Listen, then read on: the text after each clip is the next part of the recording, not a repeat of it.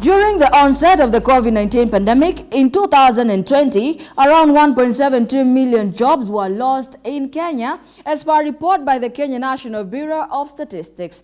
With a significant loss of income, a growing number of families resorted to sending their children to work, contributing to 1.3 million children engaged in labor.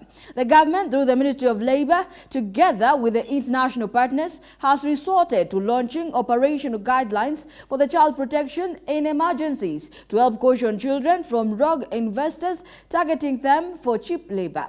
James Othiambo with more on the same. Child labor continues to be on the rise globally, third world countries contributing to the highest number of child laborers at 250 million. Africa contributes 32%, while Kenya contributes 8.5%, which is equivalent to about 1.3 million. This is an alarm that has caused the government to act, and now through the Ministry of Labor, it has launched child protection guidelines to help regulate the now threatening vice in the country. I'm delighted this afternoon as we gather here today for the launch of the operational guidelines on child protection in emergencies in Kenya. Our children constitute more than half of the population of Kenya, making them the most vulnerable during emergencies. Unfortunately, their rights have not been fully realized in such situations. The United Nations Convention on the Rights of Children promotes the protection of children's rights, which includes these rights are extended during emergencies. And as you know, Kenya has ratified this convention.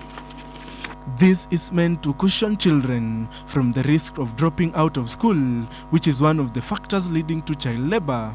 Emergency situations like drought and the COVID-19 pandemic have led to a significant loss of income, with millions of jobs being lost in Kenya. Hence, a growing number of families resorted to sending their children to work. Kenya has experienced several emergencies and disasters in the past, and a notable one is in 2007 and 2008 post-election violence. We've also seen buildings collapse.